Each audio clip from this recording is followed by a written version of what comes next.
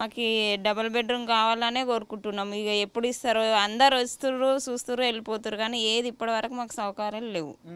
ఇక మరి అది ఏం చేస్తారో వాళ్ళకే తెలుసు. ఇక ఇప్పుడు ఎవరెవరు ఉంటారమ్మా ఇంట్లో?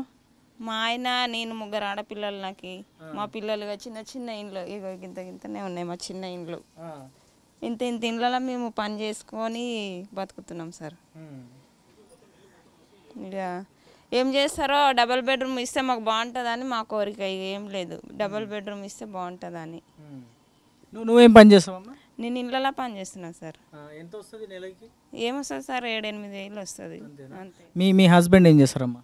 ఆయన అమలు పని చేస్తాడు. ఆయనకు ఉన్నప్పుడు ఉంటుంది, లేనప్పుడు లేదు. ఇక అట్లానే మాది ఎలగొట్టుకుంటున్నాం టైం.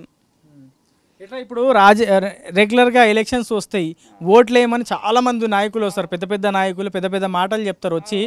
వచ్చినప్పుడు వాళ్ళని అడుగుతారమ్మా మీరు, లేకపోతే భయం అవుతుంది అడగడానికి? అడుగుతాం సార్, అడిగినప్పుడల్లా ఇదే చెప్పిపోతారు, ఏమి ఇస్తలేరు మాకు. ఏది ఇప్పటి వరకు ఏమి ఇవ్వలేరు. ఎంతమంది కలిసిరు, ఎంతమంది పోయిరు, కానీ ఒక్కరు కూడా మాకు సౌకర్యాలు ఇవ్వలేరు. ఇక మేము ఇట్లనే టైం ఎలగొట్టుకొని బతుకుతున్నాం. ఇక ఎన్నడు ఇస్తారో ఏమో మాకది తెలియదు. ఇప్పుడు అప్లై చేసిన చాలా మందికి డబుల్ బెడ్రూమ్కి సంబంధించిన పట్టాలు వచ్చినాయి, తాళాలు వచ్చినాయి, అట్లా మీకు ఏమైనా వచ్చినాయి? ఏం లేదు సార్, అది కూడా లేదు మాకు.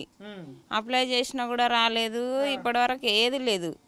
పోయినసారి ఇక్కడ ఎన్నికల్లో నిలబడ్డటువంటి రాజాసింగ్ మళ్ళీ గెలిచిండు ఆయన ఎమ్మెల్యేగా. అప్పుడు ప్రచారం టైంలో వచ్చినప్పుడు మీకు ఏమైనా హామీ ఇచ్చిండు సార్, ఇచ్చిండు. ఏమన్నాడు? నేను వస్తే మీకు 5 లక్షలు ఇస్తా, ఇల్లు కట్టుకోని ఇంకా అని చెప్పిండు. మరి ఇప్పటి వరకు ఏం సపోర్ట్ చేస్తలేదు. ఆయన అంతలో ఆయన ఉన్నాడు, ఇక్కడ బస్తీకి వచ్చేట్లేదు, చూడలేదు. ఇక అంతే. ఇక సో పిల్లల్ని స్కూల్కి పంపుతున్నారా? పంపుతున్నాం సార్. అట్లానే ఇక పని చేసుకొని బతికి స్కూల్ చదివించాలి కదా. మేమైతే చదువుకోలేదు, పిల్లల్ని చదివిస్తాము అని ఇక పని చేసుకొని చదివిస్తున్నాం. మాము నారాయణపేట సార్ మాది. మా మామ వాళ్ళు, మా తాత వాళ్ళు మొత్తానికి ఇక్కడ ఉండిపోయారు. మొత్తం ఇక్కడ ఉన్న వాళ్ళందరూ అక్కడ వైపు నుంచేనా? అక్కడ వైపు నుంచే. సో ఒక్కసారి చూడొచ్చు, ఇంకా ఇబ్బందికర పరిస్థితి. ఇట్లాంటి మహిళల మాటలు వింటే రాజకీయ నాయకులు నిజంగా పనిచేస్తున్నారా, లేదంటే వాళ్ళ ఎమ్మెల్యే పదవిని ఎంజాయ్ చేయడానికి వస్తున్నారా అనేటువంటి అనుమానం మనకి కలుగుతూ ఉంది. ఇట్లాంటి వార్తలు చూసిన తర్వాత, టీవీలో అయినా సరే చూసిన తర్వాత, స్థానికంగా ఎమ్మెల్యేగా ఉన్నటువంటి రాజాసింగ్ కానీ, లేదంటే హైదరాబాద్ పార్లమెంటు నుంచి పోటీ చేస్తున్నటువంటి అసదుద్దీన్ ఓవైసీ కావచ్చు, లేదంటే బీజేపీ నుంచి మాధవీలత కావచ్చు, బీఆర్ఎస్ నుంచి శ్రీనివాస్ కావచ్చు, లేదంటే కాంగ్రెస్ నుంచి ఇతర అభ్యర్థి కావచ్చు, వాళ్ళందరూ ఇట్లాంటి బస్తీలో తిరిగితే వాస్తవ పరిస్థితులు తెలుస్తాయి.